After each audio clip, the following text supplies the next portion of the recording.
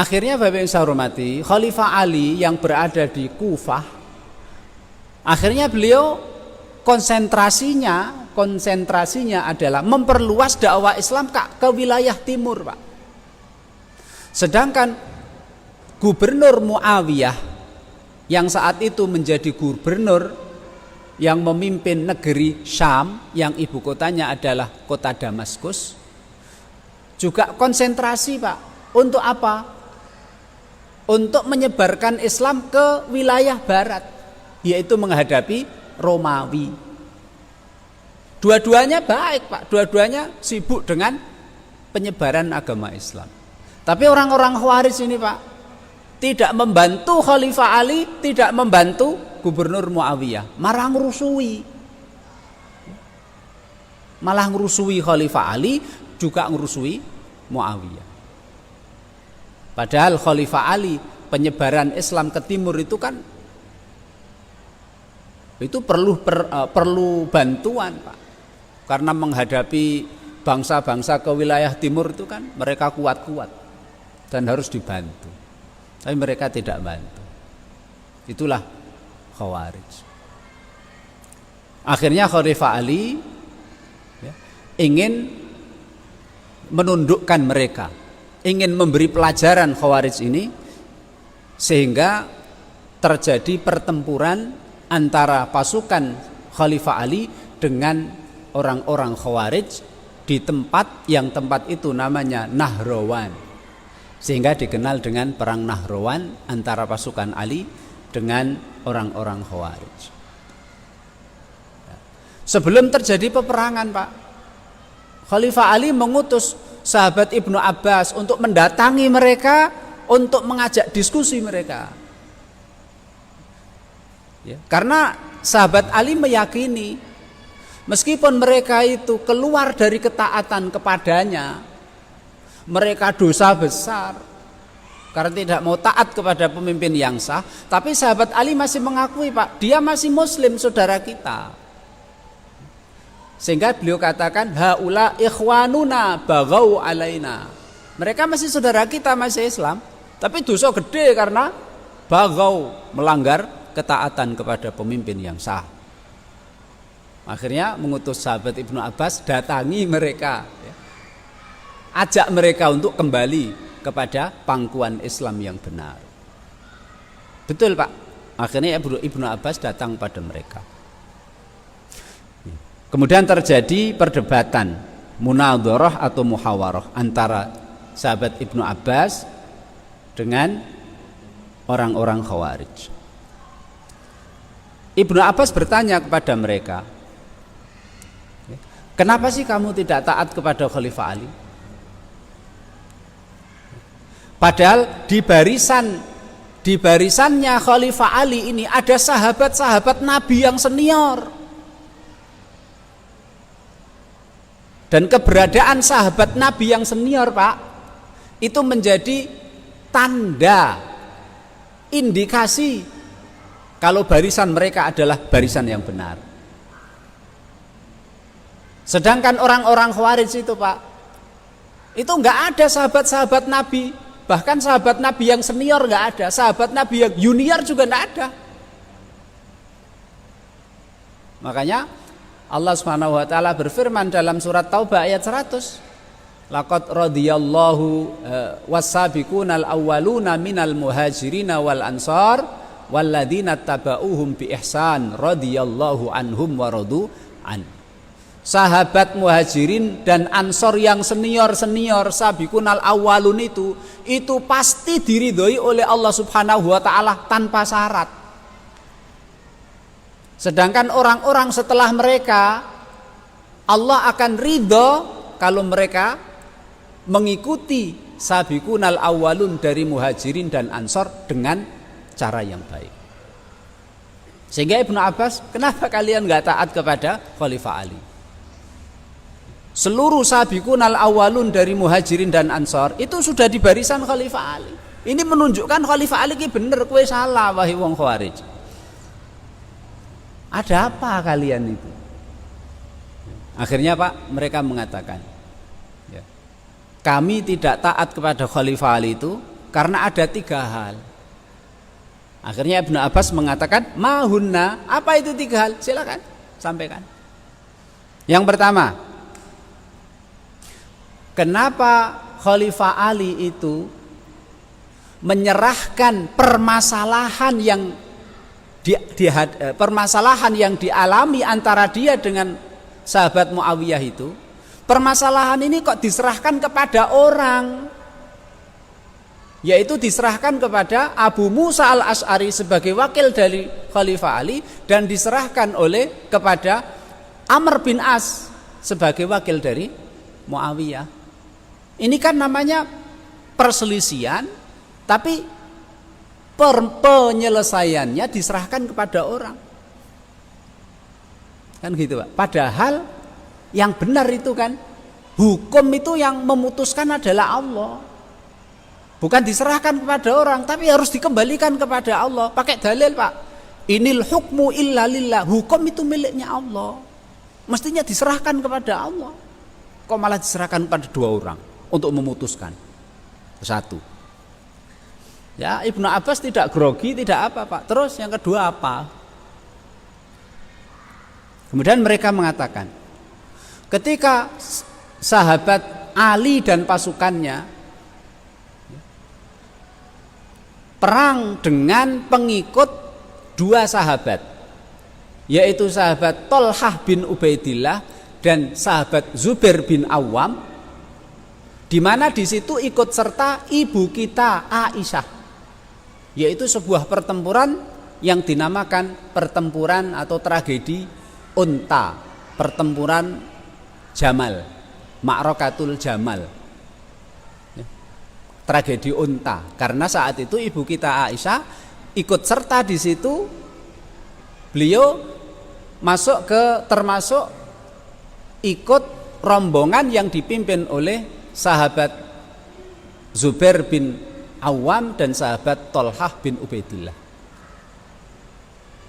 Terjadi peperangan dengan pasukannya sahabat Ali, dan peperangan ini tidak mereka harapkan, Pak. Karena Thalhah bin Ubaidillah, Zubair bin Awam diikuti ibu kita Aisyah dan diikuti oleh orang ribuan. Mereka datang dari Madinah menuju ke Kufah, tujuannya adalah untuk menasehati Khalifah Ali, Pak. Karena menasehatinya bawa orang banyak, bawa orang banyak yang orangnya bersenjata, ada ibu kita Aisyah juga. Akhirnya Khalifah Ali juga keluar dari Kufah bawa pengikut juga. Akhirnya terjadi musyawarah. Nah, dari musyawarah itu, Pak, sampai kepada kesepakatan damai, nggak ada peperangan. Yang penting nasihat dari Thalhah dan Zubair udah disampaikan kepada Khalifah Ali. Khalifah Ali menerima. Akhirnya nggak apa-apa. Akhirnya malam-malam 2 pasukan ini istirahat. Tiba-tiba pasukan sahabat Ali diserang, pasukan sahabat Thalhah dan Zubair diserang, akhirnya saling menyerang. Jadi ada penyusup orang jahat yang memang istilahnya menghasut dan membuat gaduh sehingga 2 pasukan perang. Dari peristiwa itu, orang-orang Khawarij bilang kepada Ibnu Abbas, ketika selesai peperangan dimenangkan oleh pihak Khalifah Ali, kenapa Khalifah Ali tidak menganggap pasukannya Zubair bin Awam dan pasukannya Thalhah bin Ubaidillah itu adalah sebagai tawanan? Kenapa tidak menawan pasukan yang tersisa? Dan harta yang mereka tinggalkan, kenapa tidak dianggap sebagai ghanimah, harta rampasan? Gitu, Pak. Kalau seandainya mereka itu orang Islam, kenapa perang? Kenapa diperangi? Terjadi peperangan ini berarti ada salah satu yang kafir, terus salah satu kalah. Maka yang kalah itu berarti ya harta rampasannya adalah ghanimah, harta rampasan. Harta yang ditinggalkan adalah ghanimah, harta rampasan. Kemudian mereka harus ditawan. Atau kalau seandainya mereka itu muslim dua-duanya, kenapa harus berperang? Nah, ini argumentasinya orang Khawarij, Pak. Ibnu Abbas tidak grogi, Pak, malah nantang. Terus yang ketiga apa? Mau dijawab sekalian. Mau yang ketiga apa? Silakan, yang ketiga apa? Mereka mengatakan, orang Khawarij mengatakan, kenapa Khalifah Ali ini menanggalkan gelar Amirul Mukminin? Gelar Amirul Mukminin oleh Khalifah Ali ditanggalkan. Saya tidak mau diberi gelar Amirul Mukminin, tapi tetap jadi khalifah. Tapi kata-kata Amirul Mukminin dia tanggalkan. Nah, akhirnya Ibnu Abbas mengatakan, sudah 3, sudah itu aja. Akhirnya Ibnu Abbas menjawab, Pak, satu persatu. Ya. Adapun argumentasi kalian yang pertama yang membuat kalian tidak taat kepada Khalifah Ali, kamu katakan kenapa perselisihan ini diserahkan kepada 2 orang, yaitu Abu Musa al-Asy'ari dan Amr bin As untuk menyelesaikan, bukan dikembalikan kepada Allah. Kalian pakai dalil inil hukmu illa lillah, hukum itu hanya milik Allah. Dijawab oleh Ibnu Abbas, ketahuilah wahai orang-orang Khawarij, dalam agama Islam juga Allah Subhanahu wa ta'ala membuat syariat dan aturan seperti itu juga ada dalam Al-Quran. Orang yang sedang ikhram di tanah suci, baik ikhram haji maupun ikhram umroh, kalau dia berburu binatang di tanah suci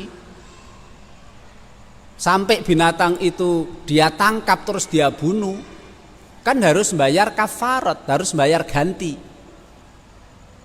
Allah Subhanahu wa ta'ala mengatakan gantinya berapa, kafaratnya apa dan gantinya berapa. Allah mengatakan serahkan. Allah mengatakan faman waman qatalahu minkum muta'ammidan fajaza'u mislu ma qatala minan na'ami yahkumu bihi dawa adlim minkum. Kafaratnya adalah kamu harus menyembelih hewan yang mirip dengan hewan buruan yang telah kamu bunuh. Jadi kalau muhrim itu membunuh hewan buruan, maka dia harus menyembelih hewan ternak yang mirip dengan hewan buruan yang telah dibunuh. Yang memutuskan siapa? Ini mirip, ini tidak. Ini yang memutuskan siapa? Yahkumu bihi dawa adlim minkum. Allah mengatakan serahkan kepada 2 orang yang adil, yang pinter, yang baik untuk memutuskan. Kemudian yang kedua, ketika ada suami dan istri cekcok bertikai, Allah Subhanahu wa ta'ala mengatakan fab'asu hakamam min ahlihi wa hakamam min ahliha iyurida islahi wa fikillahu bainahuma. Dari pihak suami silahkan ngutus 1 orang perwakilan, dari pihak istri silahkan ngutus 1 orang perwakilan untuk musyawarah. Berarti Allah Subhanahu wa ta'ala menyerahkan permasalahan sengketa dalam rumah tangga itu dipersilahkan untuk diserahkan kepada 2 orang utusan dari kedua belah pihak. Yang orang yang ikhram tadi itu kan hanya berkaitan masalah nyawa, dilanjutkan rumah tangga atau tidak, ada utusan masing-masing 1 untuk musyawarah, untuk memutuskan nasib keluarga tersebut lanjut atau tidak. Apalagi ini urusan umat, urusan nyawa, urusan pertikaian antara 2 kelompok, 2 sahabat yang sama-sama baik, sama-sama soleh, sama-sama besar jasa mereka terhadap agama Islam. Mestinya bolehlah sahabat Ali dan sahabat Muawiyah masing-masing mengangkat utusan, dan utusan itu diberi wewenang untuk menyelesaikan permasalahan. Mestinya begitu. Kemudian yang kedua, yang alasan yang kedua kalian bilang, kalau memang pasukan sahabat Ali dan pasukan Tolhah bin Ubaidillah dan Zubair bin Awam itu sahabat Ali dengan dua pasukannya Tolhah dan Zubair ini terjadi peperangan, kemudian pasukan Ali kalah. Kenapa pasukan Ali tidak mengambil harta rampasan, mengambil harta yang mereka tinggalkan, dan kenapa pasukan Ali tidak menawan pasukan-pasukan yang tersisa dari pasukannya Tolhah dan Zubair? Ketahuilah, mereka yang sedang bertikai itu sama-sama masih Islam. Ada orang Islam seandainya saling menyerang, saling membunuh, saling perang, mereka tetap orang Islam. Allah Subhanahu wa taala berfirman dalam surat Al-Hujurat, wa in ta'ifatani minal mu'minina iqtatalu fa aslihu bainahuma. Kalau ada dua kelompok sama-sama Islam saling bertikai sampai bunuh-bunuhan, Allah masih mengatakan wa in ta'ifatani minal mu'minina iqtatalu. Allah masih mengatakan mereka masih orang iman, mereka masih orang Islam. Kalau mereka orang iman, mereka masih sama-sama Islam, harta yang mereka tinggalkan nggak boleh jadi ghanimah, jadi rampasan. Karena mereka sama-sama Islam, nggak boleh salah satu menawan sama yang lain. Seandainya Khalifah Ali mau menawan pasukan yang mengikuti Tolhah dan Zubair, berarti mereka akan menjadikan ibu kita Aisyah tawanan. Apakah kamu berani menganggap menawan, menjadikan tawanan dan budak ibu kita Aisyah itu halal? Boleh. Kalau kamu katakan itu, berarti kamu keluar dari agama Islam. Kemudian yang ketiga, Pak, sahabat Ali keberatan dan tidak mau memakai gelar Amirul Mukminin. Ketahuilah, beliau tetap masih khalifah. Beliau mengakui beliau adalah masih khalifah. Cuma gelarnya saja yang dia tidak mau. Karena berat gelar itu. Amirul Mukminin ini gelar yang disandang oleh Khalifah Abu Bakar, disandang oleh Khalifah Umar, disandang oleh Khalifah Utsman. Beliau merasa kebaikannya tidak sebanding dengan tiga khalifah itu, maka dia keberatan dipanggil Amirul Mukminin, tapi statusnya masih khalifah. Dan itu tidak apa-apa, itu urusan dia. Bahkan ketika Rasulullah Shallallahu Alaihi Wasallam mengadakan perjanjian damai dengan kafir Quraisy di tempat yang namanya Hudaybiyah,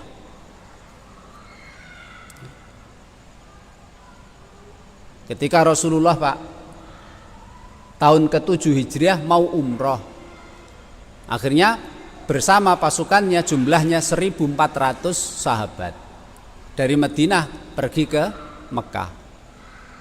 Ikhramnya di Dzulkhulaifah atau di Bir Ali, ikhram umroh, lanjut sampai Hudaybiyah. Sebelum masuki kota Mekah itu Rasulullah dan sahabatnya istirahat di situ. Rasul mengutus Utsman bin Affan untuk masuk ke kota Mekah untuk ngasih tahu penduduk Mekah Rasul ini datang dan 1.400 sahabatnya untuk umroh saja. Ketika Khalifah Utsman pergi masuk ke kota Mekah, ada kabar Utsman dibunuh oleh orang kafir Mekah. Akhirnya Rasulullah nyuruh sahabat-sahabatnya untuk baiat, berjanji setia kepada Nabi untuk membela Utsman sampai titik darah penghabisan. Ternyata janji setia kepada Nabi ini didengar oleh penduduk Mekah, Pak. Akhirnya penduduk Mekah takut juga, mengutus seorang utusan namanya Suhail bin Amr untuk mengadakan perjanjian damai dengan Rasul. Bertemulah Rasul dengan Suhail bin Amr di Hudaybiyah tersebut. Akhirnya disepakati, Pak, musyawarah disepakati, sahabat Ali jadi notulennya. Rasul mengatakan, wahai Ali, tulis, ini adalah perkara-perkara, poin-poin yang disepakati antara Muhammad Rasulullah dengan Suhail bin Amr sebagai wakil Mekah. Suhail bin Amr protes, hapus kata-kata Muhammad Rasulullah, hapus. Wahai Ali, saya Suhail bin Amr ingin tulisannya adalah ini kesepakatan antara Muhammad dan Suhail bin Amr. Saya tidak mau kata Rasulullah. Akhirnya Rasul berkata kepada Ali, wahai Ali, sudah tulis saja apa keinginannya Suhail. Kesepakatan ini antara Muhammad dengan Suhail. Tidak apa-apa. Rasul aja tidak apa-apa. Kemudian Rasul mengatakan, tulis awalnya Bismillahirrahmanirrahim. Itu Nabi Pak ya. Nabi, tidak apa-apa, tidak disebut Rasulullah, tidak apa-apa. Itu Nabi. Kalau Allah Pak, Rasul bersabda kepada Ali, wahai Ali, tulislah Bismillahirrahmanirrahim. Suhail bin Amr Pak, orang kafir itu langsung protes. Saya tidak mau ada kata-kata Ar-Rahmanir-Rahim. Bismillah saja. Yang kita tahu Allah, yang kita kenal Allah. Allah menciptakan kita. Cuma mereka enggak beribadah pada Allah langsung aja Pak ya. Tidak tauhid uluhiyah. Yang kita tahu Allah, tapi Ar-Rahmanir-Rahim kita enggak tahu. Akhirnya Rasul kepada khalifah, kepada sahabat Ali, sudah tulis Bismillah saja. Nah, itu. Kata Ar-Rahman, Ar-Rahim saat itu ada orang kafir keberatan. Akhirnya Rasul, udah enggak apa-apa, Bismillah saja. Ar-Rahman Ar-Rahim enggak usah tulis. Dan kata Rasulullah, ketika ada orang kafir Quraisy keberatan untuk ditulis dalam sebuah kertas sebagai hasil perjanjian damai, Rasul enggak keberatan.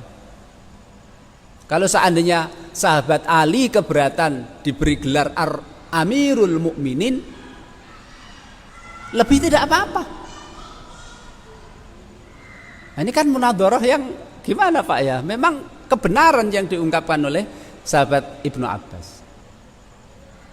Akhirnya jumlah Khawarij yang tadinya 6.000, 2.000 saat itu Pak. Saat itu setelah baru selesai perdebatan ini, akhirnya 2.000 kembali kepada balik bergabung dengan pasukannya Ali radhiyallahu anhu. Tinggal 4.000. Sehingga diperangi sehingga mereka kalah dan kocar-kacir.